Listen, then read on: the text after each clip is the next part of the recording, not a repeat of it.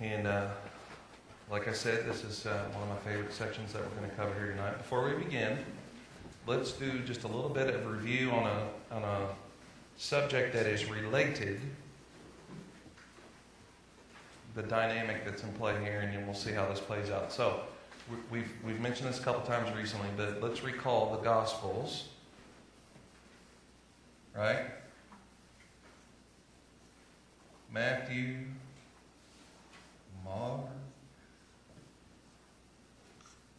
Luke, and John. Okay, so when we talk about the nature of the writing and the internal evidence and everything that's going on there, the purpose for writing, as evidenced by those things for the book of Matthew, is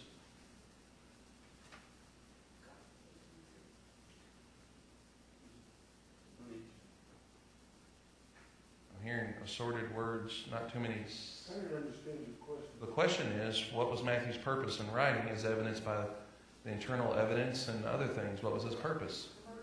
Convince the Jews of the gospel of Jesus Christ, right? So his audience was the Jewish.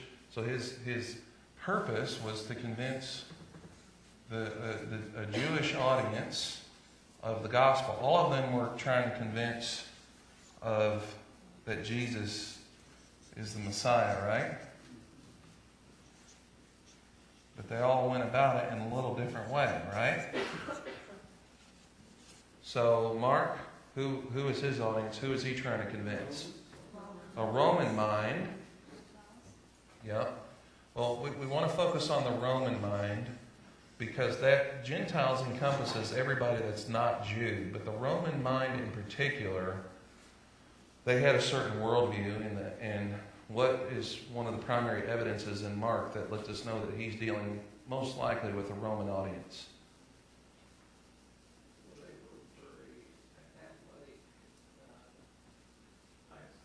Okay, you're on the right track. There's a word that pops up over and over and over again, and then when you read Mark, it reads much like immediately. So they're people of action. They want the facts. And so it just goes from one scene to the other. It's just boom, boom, boom, boom, boom, boom, boom. I mean, the word and the word immediately, just over and over and over. It's like a 4-year-old telling you a story. And they're just giving you all the details, but it's very action-packed. That would appeal to a Roman mind. Luke, then, was written for Gentiles, right? As evidence. So Gentile, kind of everybody else kind of a thing, convinced that the gospel is for all men, right? And then John, he had a very unique purpose in his writing. He was combating Gnosticism. So they all have their unique purposes.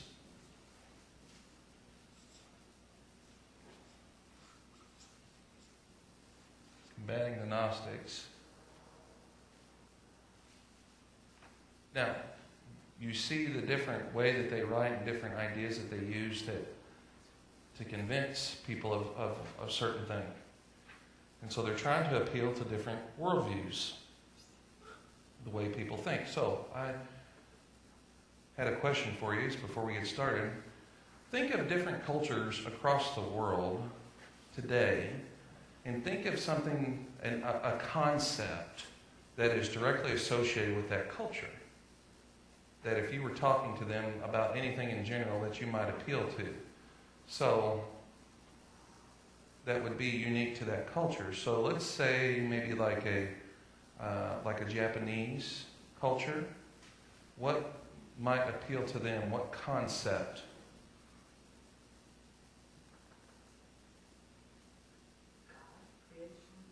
Don't think just spiritual. Just anything in general when it comes to their culture. What's very important in the Japanese culture that you would hear kind of on a regular basis? Yeah, and that summed up by the word honor, right? Honor is very, very important in their culture, right? The concept of honor.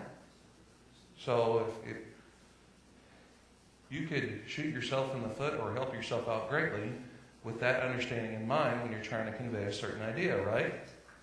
Because if you dishonor someone, you might as well give up. They're not going to listen to you, right? But if you appeal to that concept within their culture, then you might have a little bit of a foothold, right? So there's other things like you go to southern part of the United States, you're going to do well with the patriotic message, right? Well, I don't want to head down that rabbit trail. I'm just saying, in general,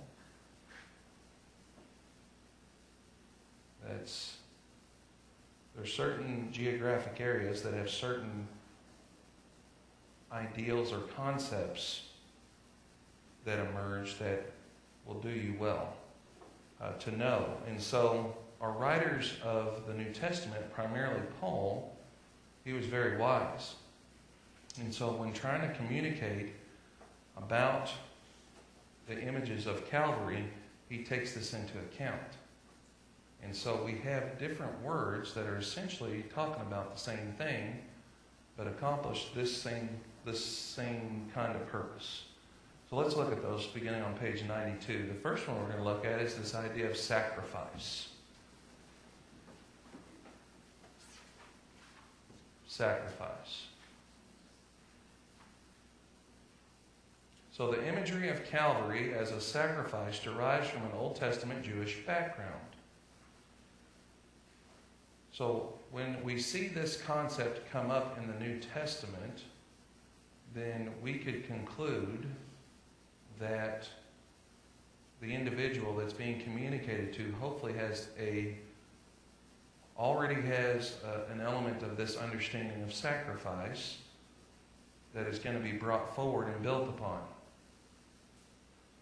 So the blood sacrifices of the Mosaic Law are the obvious parallel to Jesus' death because they involve the death of the thing being sacrificed. Right? The regular sin offering, the regular guilt or trespass offering, the special Passover sacrifice, the special Day of Atonement sacrifice. These sacrifices, the sacrifices that involve no shedding of blood, are not relevant to a discussion of Calvary. The Old Testament sacrifice ritual was designed by God to symbolize the atonement of Christ at the cross. And so, we have the images of the Passover that connect beautifully to what was occurring at Calvary, don't they? And I just remembered that we actually had to write about that. I got that right here. We were asked in this class to write about Christ's death and the Passover. And so this actually, I've got this online if anybody would want to look at it. Or you can have a copy. But it's talking about the parallels between the Passover and this concept of sacrifice and what was happening at Calvary. So the Old Testament sacrifice ritual was designed by God to symbolize the atonement of Christ at the cross. A sinner delivered an unblemished animal to a priest at the tabernacle temple. Now this served as a substitute. And so what was the process then that the person that had committed the sin that brought the unblemished animal, what were they told to do? Lay their hands on its head and cut its throat. The sinner placed his hands upon the head of the animal in order to symbolize the transferring of the guilt to the animal. The priest killed the animal by slitting its throat with a knife. The priest sprinkled or poured the animal's blood upon some of the sanctuary furniture in order to symbolize the presentation of the sacrifice to God himself. Let's just stop there for a minute.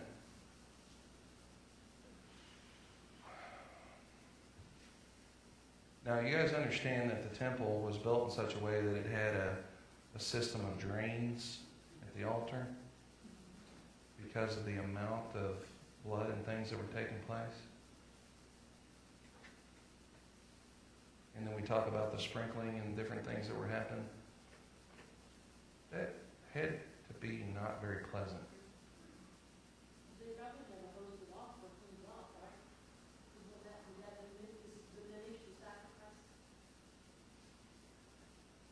I think there was a system of flues that ran water through it. I'm not sure about that, but that's something I could look into. I mean, I doubt they would do it right away, but at some point, I don't know if it had to be cleaned up or not, just for sanitary purposes. That's a good question.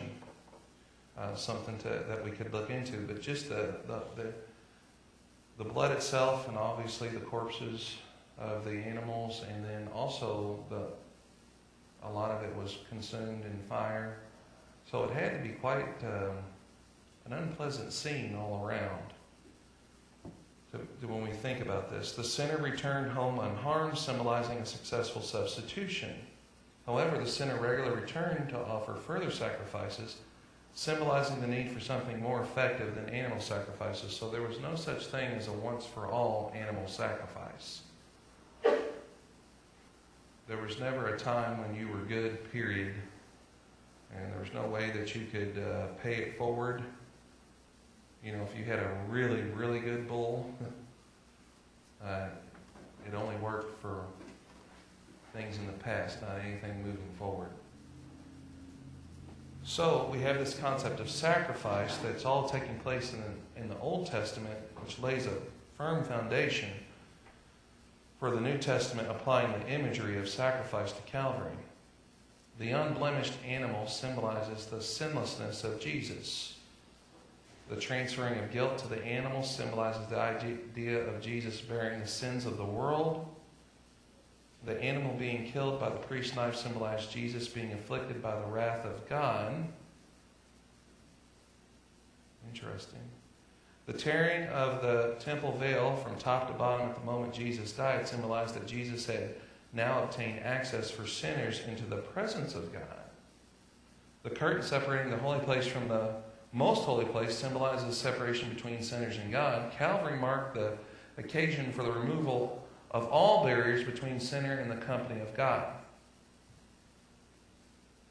That's huge.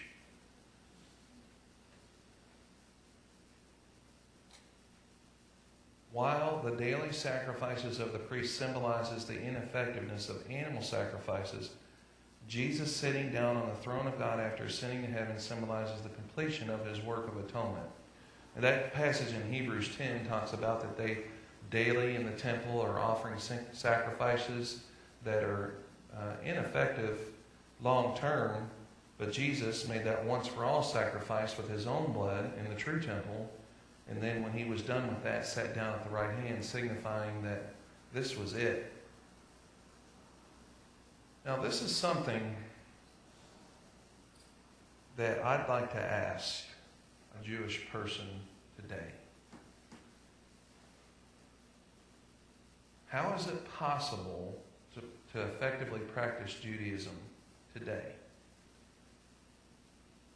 when there's no temple, when there's no altar, when there's no place to go involve yourselves in these very necessary acts that are,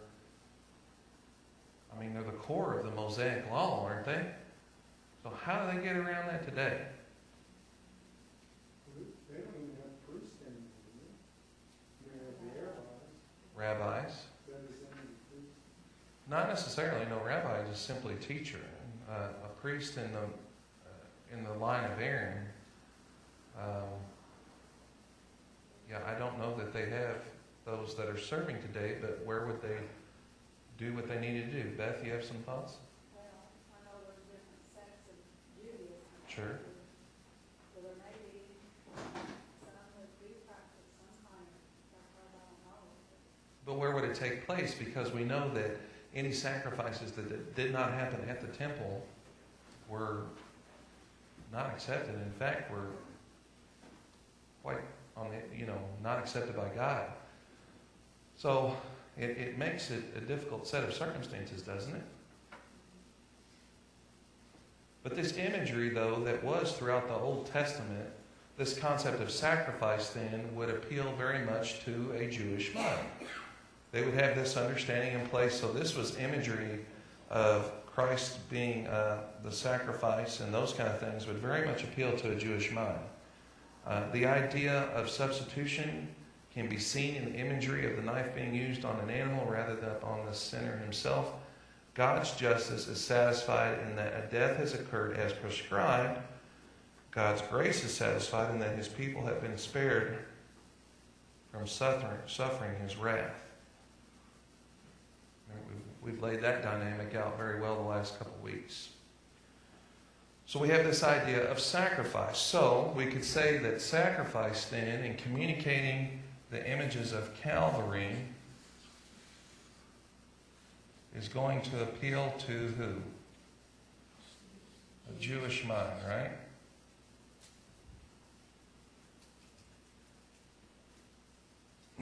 Now, what about this idea of redemption? We see this idea of redemption that's brought up as well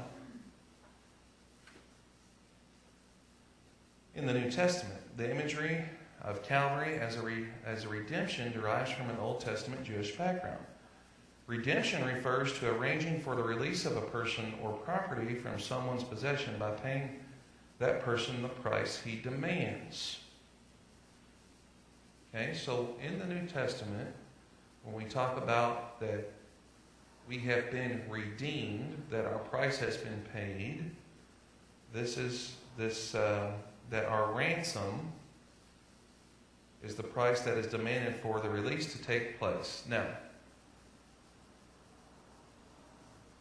I have a question for you. You've seen the movies, TV shows. Something happens where someone is abducted, and then they get the phone call with a funny voice over the phone saying, "Pay me $1 million, pay the ransom." You see Mel Gibson saying, "Give me back my son." Real angry. So in this case, in this scenario of a ransom that is being asked for each one of us, who is calling for the ransom? Who is the one that is abducted? Who is the one that, in essence, is holding us for ransom?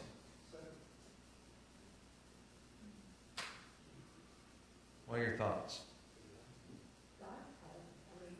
His holy justice is holding us responsible. It's actually God himself is saying the ransom is owed to him. Now, this is a common thing that is taught. If you look over on page 97, we have this, this is an idea that's out there.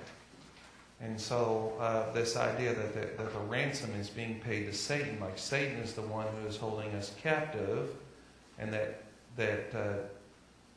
Jesus is paying him off in order for our release. That is, as it puts here, an erroneous idea. The ransom from Satan's story, sinners were in bondage to him. Satan offered to release man in exchange for Jesus' death.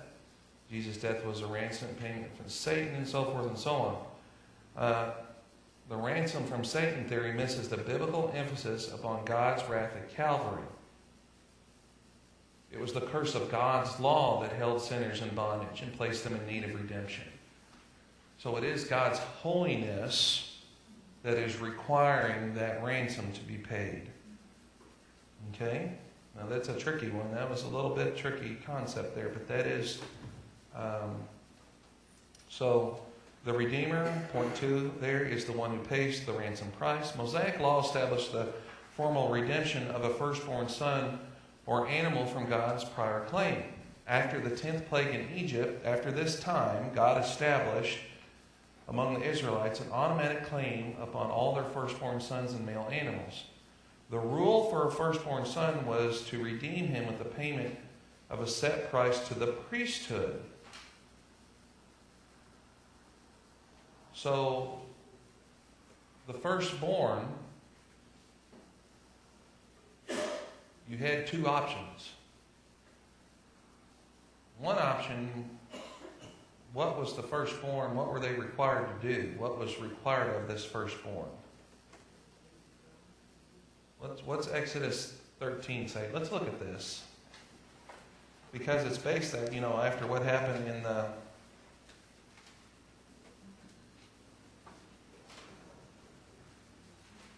Come on. Exodus 13. Let's see what this says.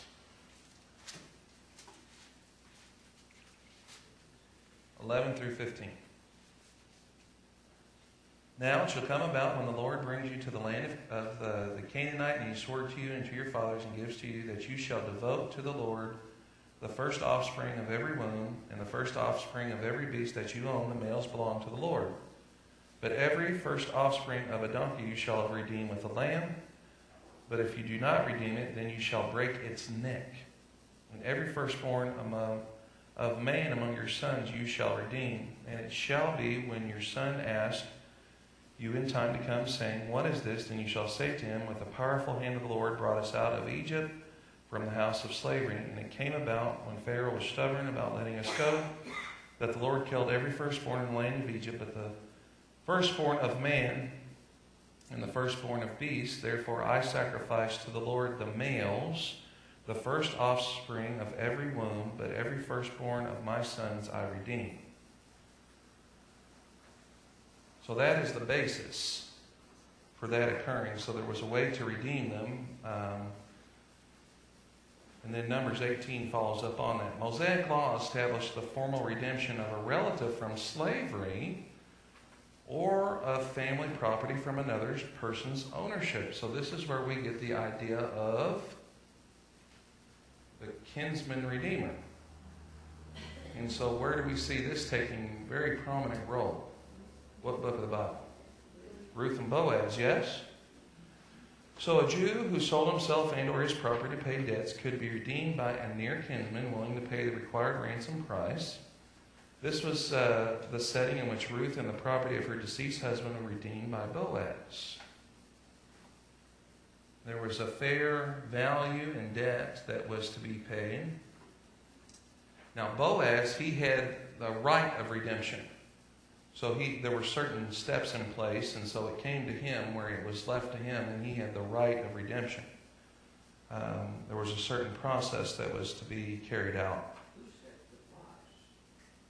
Priest. Well, if we recall, Ruth's husband and son were killed, correct? So they owed somebody something. Who did they owe? Does anybody remember off the top of their head? I don't know if it was owed to the priesthood or not. It could have been owed to anybody. Could have been where they had sold property or possession to another person. And so there was a process within the Levitical law that said, in order to be released from this obligation, that someone could step in and redeem that debt. So that's a good question. Specifically, and so I guess it would depend on what was originally pledged as to what would be paid back. The New Testament then often applies the imagery of redemption to Calvary. The idea of a person or property being held under someone else's claim symbolizes the sinner's bondage to serve out the penalty he owes to God's law. We see this very prominently in Galatians 3, verse 13 in chapter 4 or 5. The idea of paying a ransom price symbolizes Jesus paying God's required ransom price of eternal suffering. So in this case, the equation is we are held in bondage to God's law. Our ransom price is eternal suffering. And so that had to be paid in order for us to be redeemed. And so this concept then of redemption, you see how this is different from sacrifice? It's a totally different concept, but it focuses in on something else that was at play within the Mosaic Law. So it gives them another layer of appreciation and understanding, right? The costly ransom price symbolizes the great cost to Jesus to set us free from God's curse, his own death. It is inappropriate to refer to Jesus paying a ransom price as Satan, since it was God's law that held sinners in bondage. The idea of substitution can be seen in the imagery of a person's freedom being secured by someone else paying his ransom price for him. God's justice is satisfied in that his violated law has made someone pay. God's grace is satisfied in that his people have been released from their captivity and suffering.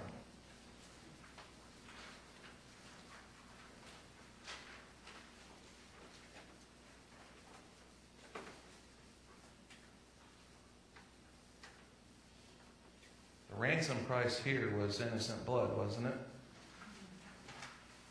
So, we have now redemption.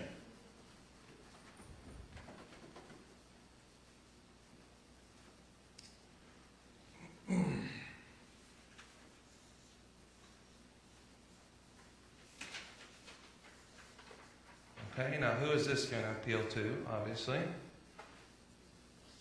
A Jewish mind, right? Because this is a concept that has been woven into the Mosaic Law. So now we move on to the idea of reconciliation. So, this is a term that actually has carried forward to this day. So, would it be proper to say in accounting terms that things have to be reconciled? So that at the end of the day, for example, worked in a restaurant for many years, and you would have individuals who would work on an individual register, and at the end of the day, that individual till had to be reconciled. So much money is said to have come in, and then what's in the drawer better match what is said to have come in, otherwise there's going to be a problem if there's a discrepancy. So, the idea of reconciliation was one that was not unique to the Jewish culture, because this was in essence an accounting or banking term. And so were these practices of reconciliation, did those things take place in other cultures? Sure. There was commerce in many different cultures, and so this concept was one that would appeal to a broader audience. And so now we have the image of Calvary of reconciliation, derives from a cultural background common to both Jew and Greek. Reconciliation refers to resolving the differences between two disputing parties by the use of a third-party mediator. So there's another way also that this term comes into play, and it is through this idea of feuding parties, and then a third-party mediator is another way that this term can be used, and this is very common. In fact, the third-party mediator then would work out like a settlement that would be agreeable to both parties. The mediator listens to the testimony of both sides and then determines where fault lies. Now, this idea is also carried forward in our society as well. The mediator establishes what conditions must be met by either party in order for friendly relations to resume. Peace is restored when both parties in the dispute agree to the conditions. So if we have right there at this point, if we have this concept of two disputing parties and then a mediator, or one that is bringing reconciliation, this is one of the beautiful things about, well, let me ask you this question. What is it about Jesus that makes him a good mediator for this dispute? Okay. Because how is it that he understands both sides?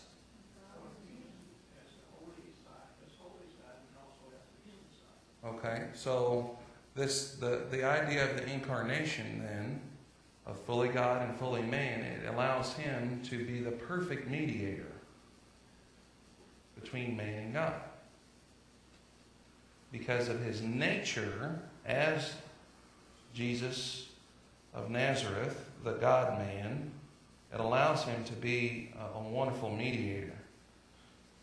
The New Testament often applies the imagery of reconciliation to Calvary. The idea of two parties being enemies until their differences are settled symbolizes the radical separation that existed between God and sinners until Jesus accomplished a reconciliation. So, there's a very prominent verse in the Bible and says, while we were still enemies of God, Christ what? Died for us. That is kind of bringing in the concept of reconciliation, that these two parties were in need of reconciliation. And if you recall, in 2 Corinthians 5, a very prominent passage where he is beseeching them to be reconciled to God as ambassadors, we are calling for reconciliation to take place through Jesus Christ. So, the use of a mediator to settle differences symbolizes Jesus' role as the one who works to bring God and man back into a peaceful relationship again. The establishment conditions for reconciliation symbolizes Jesus declaring that God's wrath is appropriate for man's sin. The idea that peace cannot resume until both sides agree to the conditions for reconciliation symbolizes the idea that the holdout for peace between God and man is for man to come to terms with his requirements and accept Jesus' offer to pay for him. So if we talk about reconciliation between God and man and the conditions upon both parties, they're vastly different conditions, aren't they? For God, it's simply to, what is God's role? What conditions are placed upon God in this situation? None?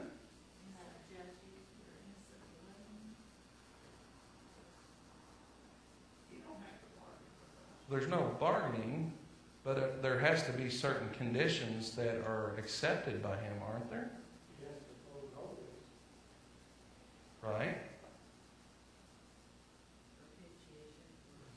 I'll jump ahead. That's the next page. Well, I mean, the conditions then were for Jesus, for God to accept the price or the terms of Jesus fulfilling these terms of peace. And so then the vast majority then of conditions then are placed upon man in this relationship. The conditions that symbolize that man has much more placed upon him than God does in this situation.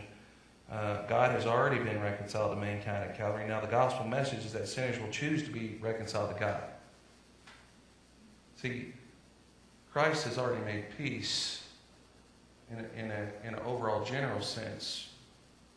And then it's like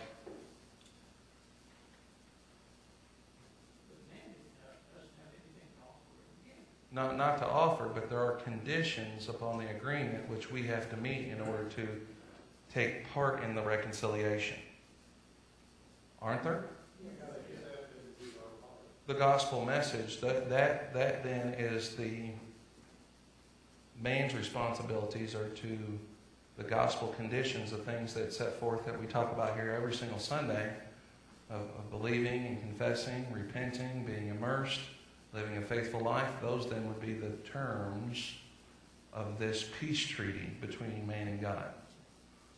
I like Ephesians 2:14. Right. It says, "For he himself is our peace, made both groups into one, and broke down the barrier of the dividing wall, by abolishing in his flesh the enmity, which is the law of commandments contained in ordinances, that in himself he might make the two into one new man, thus establishing peace."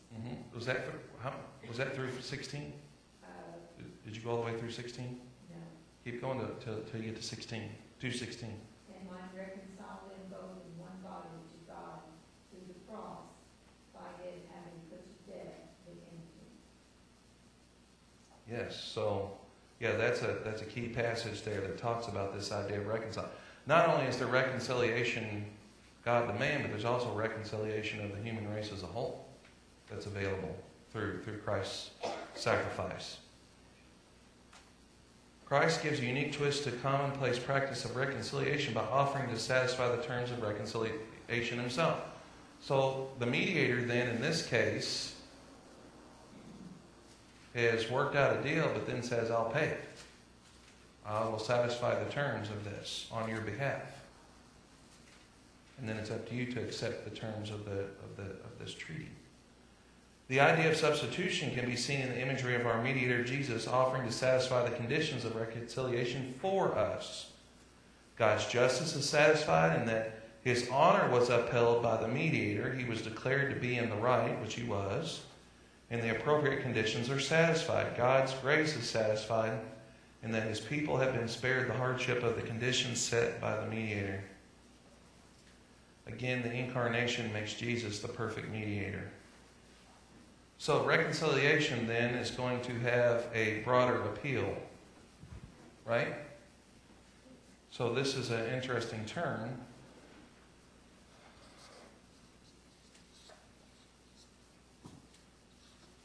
Is going to appeal to a Greek and a Jew. And that was definitely emphasized there by the Ephesians 2 passage, making the two groups into one. So now we come to this idea of propitiation. So before we get into that, let's consider major worldviews of the times. So we have this idea of propitiation showing up primarily in 1 John.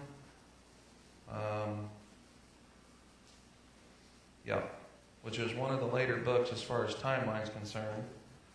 But, so we're talking about the first century. So what major religious worldviews exist at this point in time?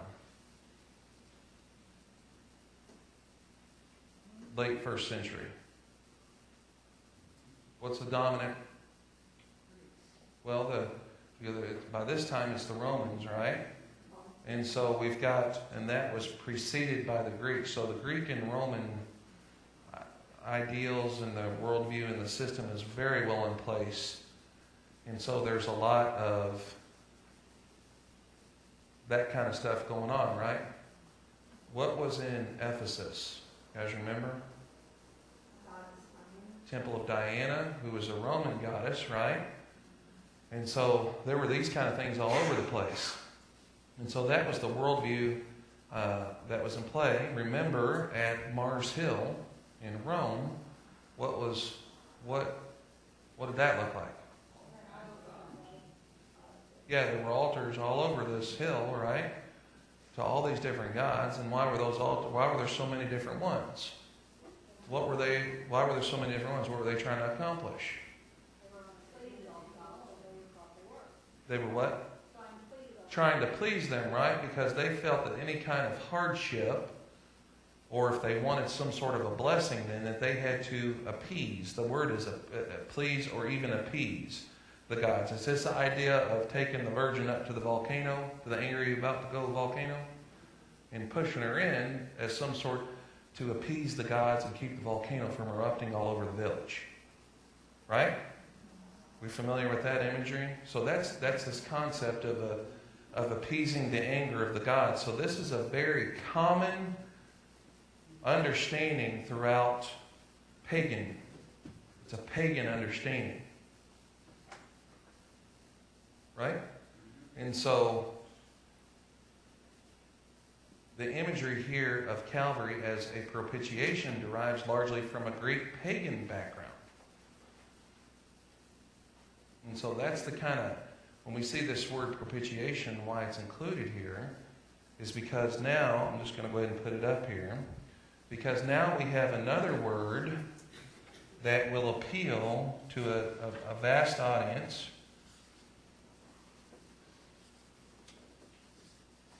So this is going to appeal to a Greek pagan mind.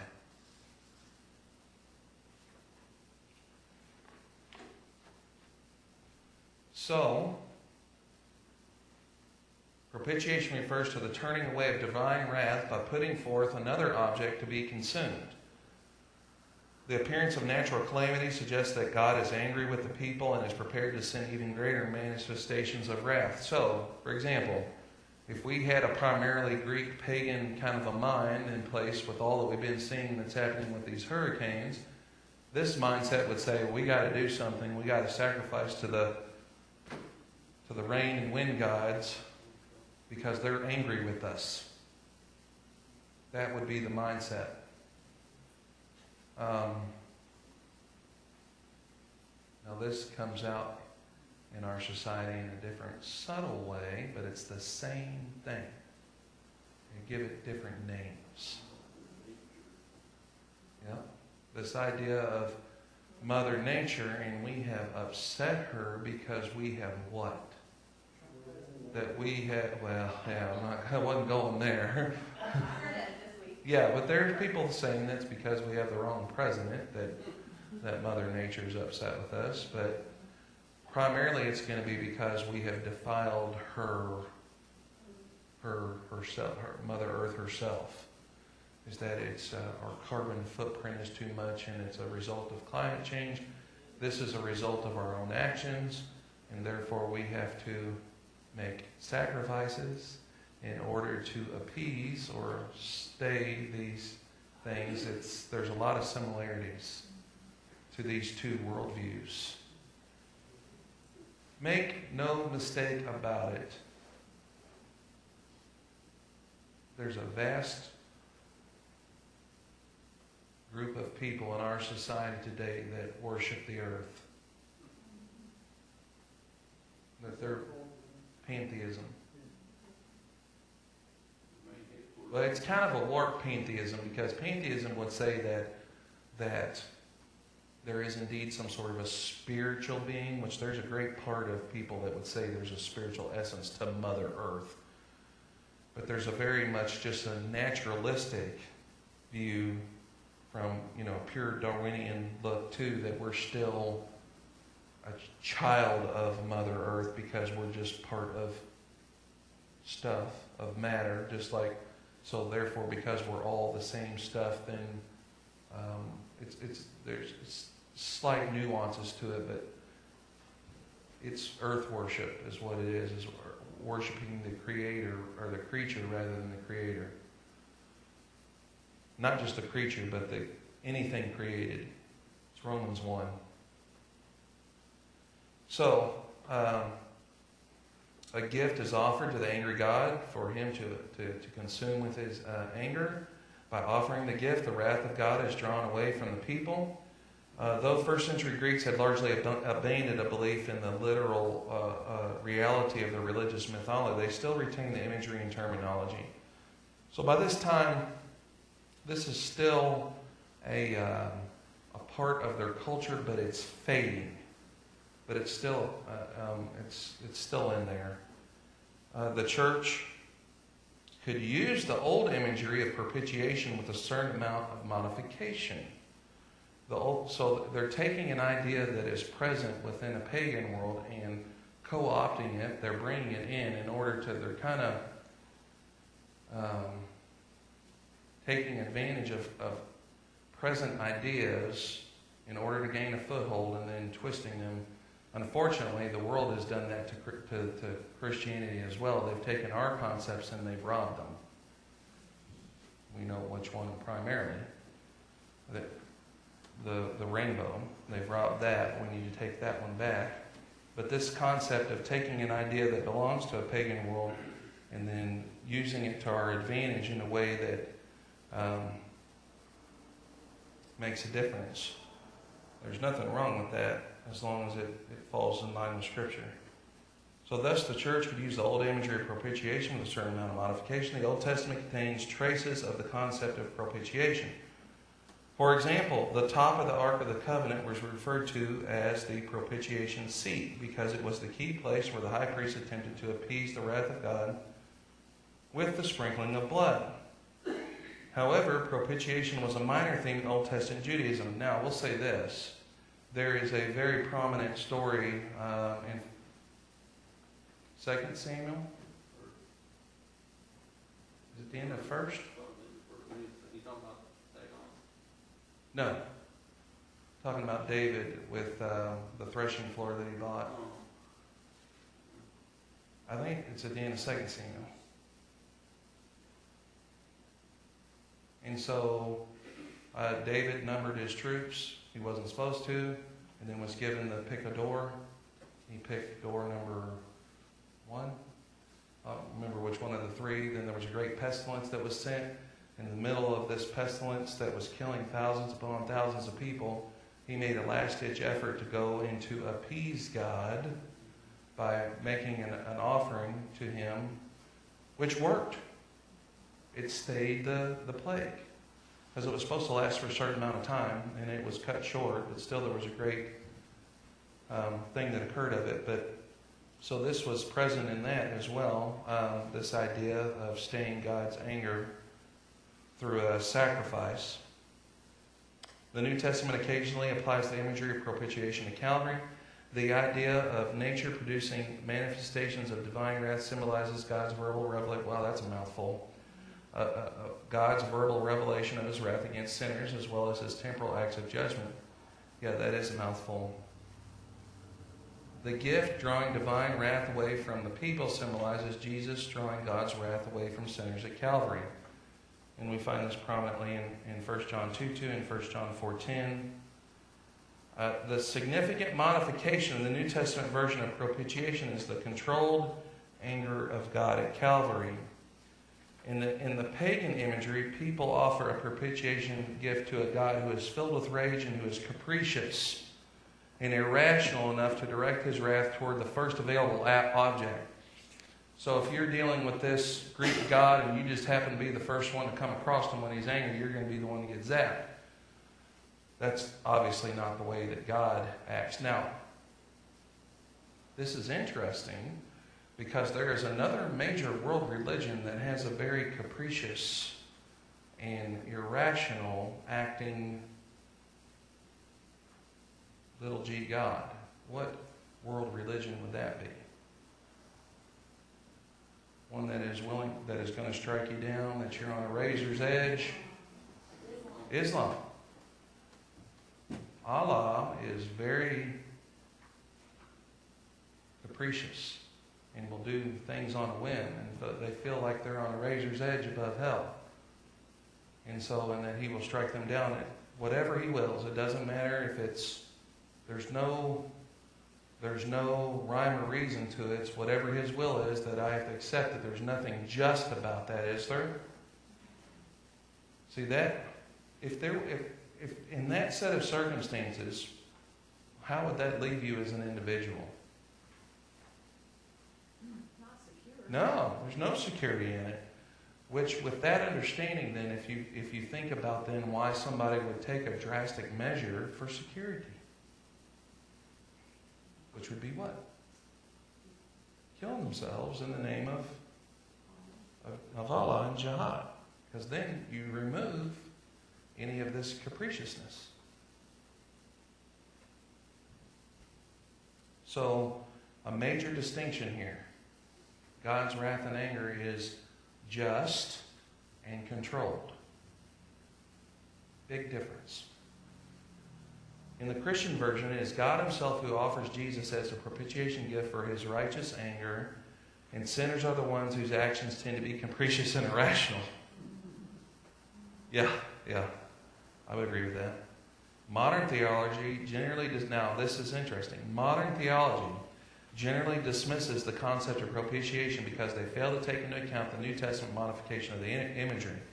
Many argue that the Greek word for propitiation, hilasmos, must mean something other than pagan propitiation. Jump down to point 2. The alternate translation for hilasmos is typically this word expiation. If you see that word when propitiation should be there, that is taking this concept and making it cute and cuddly. And what this is doing is saying that that it greatly diminishes God's holiness and wrath and emphasizes his love. And so this concept of expiation, it denies justice, simply just looks the other way. So it's kind of like, the cuddly grandpa who maybe lets him get away with a little bit more. Here's an extra piece of candy. That kind of thing. That's expiation opposed to propitiation, is that wrath has to be appeased. They're not comfortable with that because it's too harsh. And it's because they have a misunderstanding, a fundamental misunderstanding of God's holiness in favor of His love. Remember we talked about the greater and the problem there? So, I think we also did, I got another essay on Christ's death and propitiation. So I'm not sure if I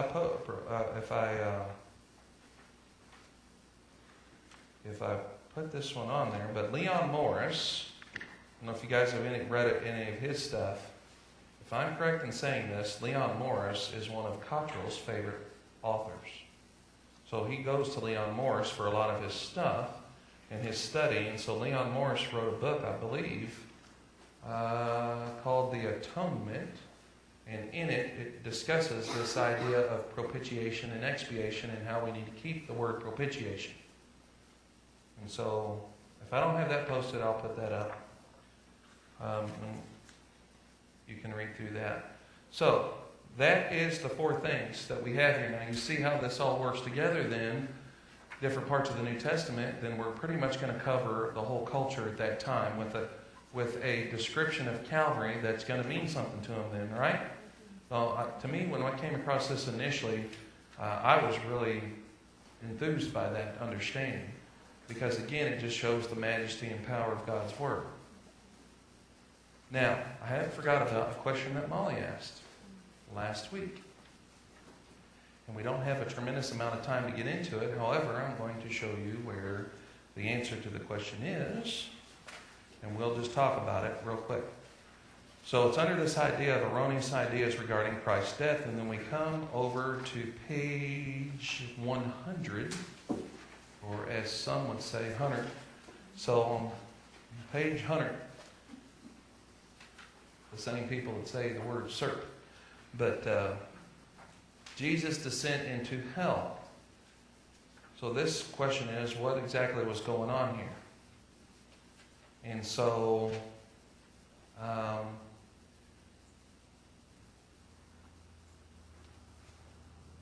there's some interesting stuff here that we really don't have a tremendous amount of time to get into.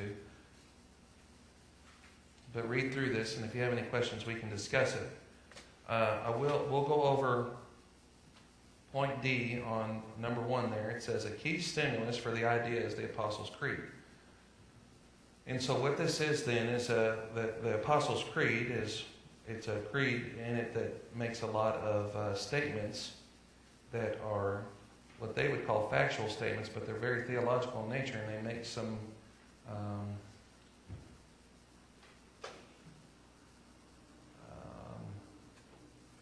not translations, but they make some theological statements based on their understanding. So in it, it says, Jesus Christ, His Son, our Lord, who was conceived by the Holy Spirit, born of the Virgin Mary, suffered under Pontius Pilate, was crucified, dead, and buried. He descended to hell, on the third day rose again from the dead. So that phrase is in there.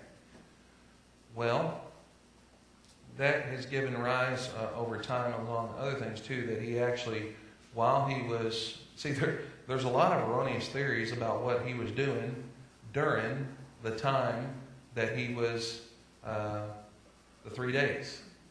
So there's another major world religion that has some very interesting ideas about what He was doing during that time. You guys know which one that was? Mormons. You know what they said Jesus was doing during that time? He was hanging out with the Indians in America.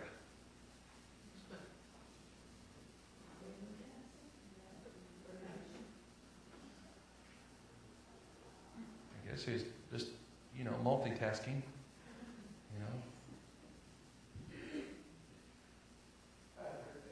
Yeah, it's... Yes. Yep. So, then there's others that say that he descended in hell. So the descended hell theory misses the biblical emphasis upon atonement accomplished on the cross.